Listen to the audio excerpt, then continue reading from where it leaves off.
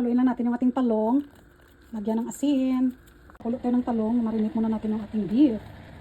T-bone. Tapos ilagay sa fryer yung ating talong na giboil. Lagyan lang natin ng cheese.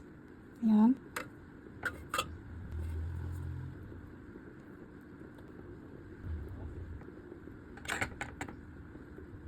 At i-bake.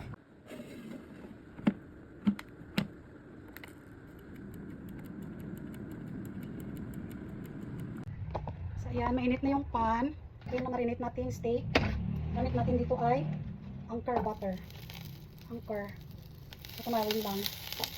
At ilagay yung ating steak.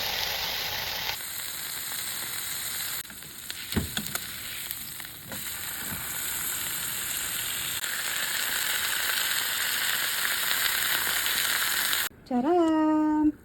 Number 15. 3 months for today. LCIF. Low carbs is the best.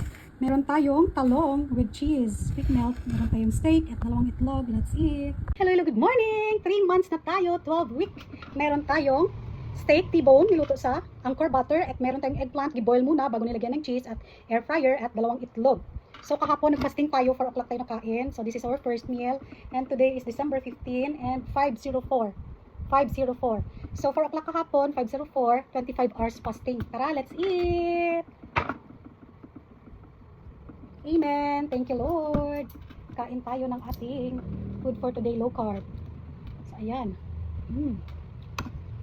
Try na kami sining i-boil nyo, anay siya, tapos pataw nyo lang sang cheese. Namit. Pamelt nyo lang ang cheese. Kaya kung hilaw pa siya kaging air fryer nyo, tiga. Mas namin kong na-boil. Siyempre, wala ka sang knife. Guntingon ta na lang ang aton nga steak. Ayan o.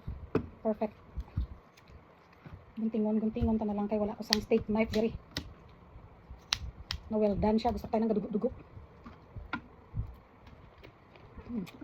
Ang sarap.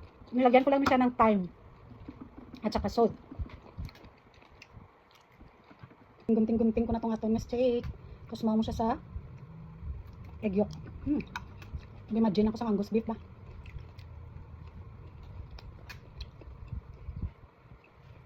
Or sa Japan, fresh egg.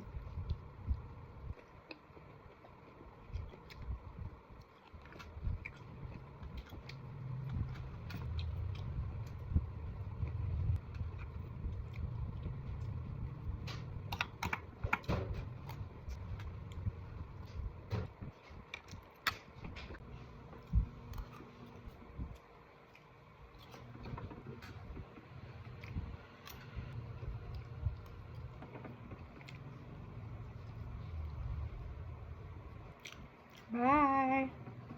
Thanks for watching.